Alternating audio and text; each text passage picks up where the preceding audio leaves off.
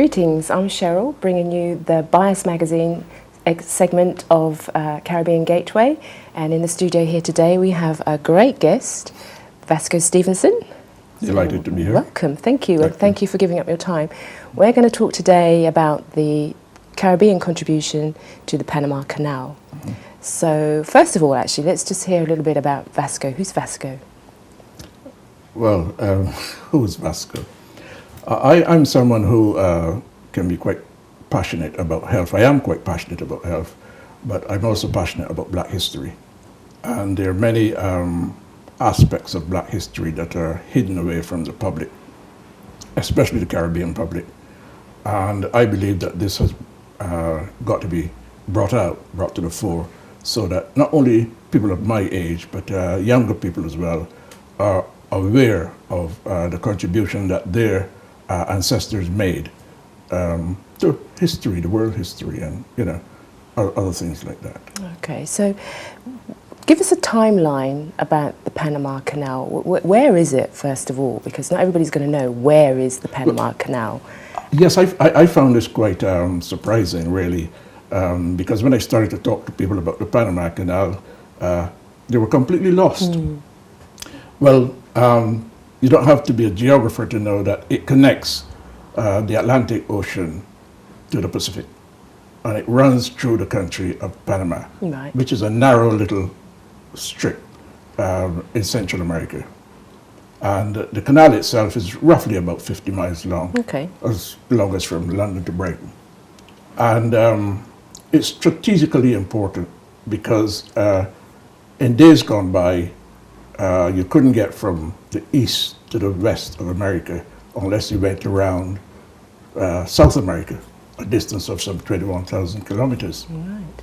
But of course, the advent of the canal shortened that distance to about 8,000. So it was knocking off something like 13,000. So that's why the canal was constructed, and it's of strategic importance. Mm. So when was it constructed? Give us a brief timeline of the sort of life of the canal. Well, before we actually touch on the canal, we have to touch on the railway, because the railway was constructed before the canal. So the railway started in 1850 and was completed in 1855. And it was during this period that a lot of lives were lost as well, because the topography of the region is not pleasant, let's put it that way. We have swamps, mountain ranges, we have high temperatures, lots of rainfall, and all of that. So it was actually a great engineering feat to get the canal constructed. But my perspective on this is that none of the writers who actually write about the canal mentioned the human sacrifice that went with the construction of the canal. And that's the perspective from which I'm coming. Okay, we'll come back to that human sacrifice bit, but let's talk about the Caribbean contribution to that now. Why is that important? Well, it's important because the location of the canal itself and the engineers, the companies that worked on the canal needed cheap labor, really.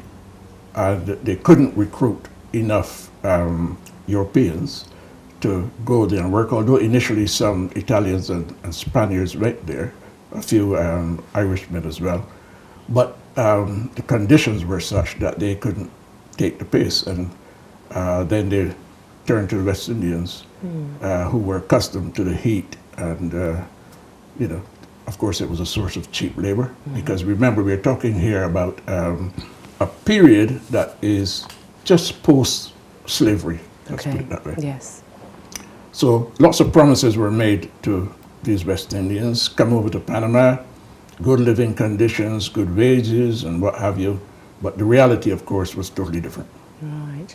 So you mentioned cheap labor a few times. So how were the Caribbean men paid? Well, we're talking here about most of these men getting 10 cents an hour. Right. Okay? Whereas their American counterparts were getting substantially more than that, and were also paid in gold. Right. Whereas the Caribbean men were paid in silver or the local currency, which was the Balboa. Right. Okay, and as a consequence, there was this great disparity. They didn't want to say whites and blacks because that was totally racial. Yes. Although the whole system was a racist one.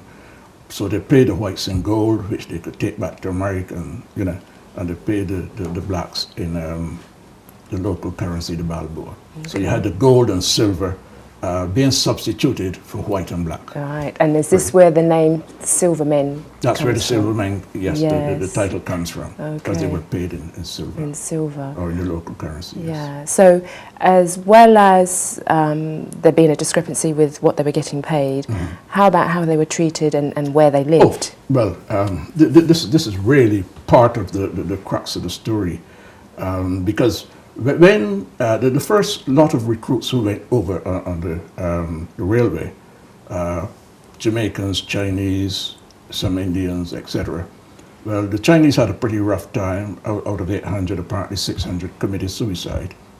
And a lot of Jamaicans died there. And the estimates are that between 6,000 and 12,000 Jamaicans died when the railway was being constructed. Let me make this point quite clearly, that no records were ever kept for black deaths. Really? None whatsoever. So what happened to them when they died? That's a story I'm going to come to in a minute.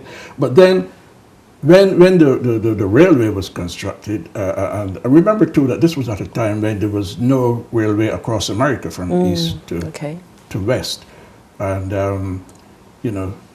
because of its location, the canal had to be built. And the first attempt, after the railway was constructed, the first attempt was by a French gentleman called Ferdinand de Lesseps, who was actually the man who constructed the Suez Canal. Right.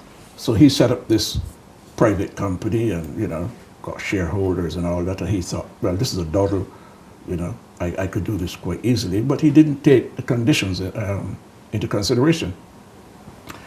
And he had the idea that he would cut right through the mountain range, really hills in Panama, and connect the Atlantic to the Pacific on one level. Of course, that was disastrous because in the mountain range they had to do a lot of blasting, and one particular place called the Calibra Cut, where it is estimated that about 22,000 people died. 15,000 Jamaicans. Jamaicans alone, wow. Died there.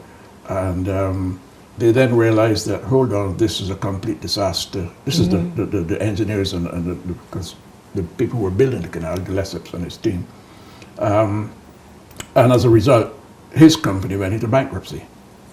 The Americans then took it over, and from 1904 to 1914, they constructed the canal.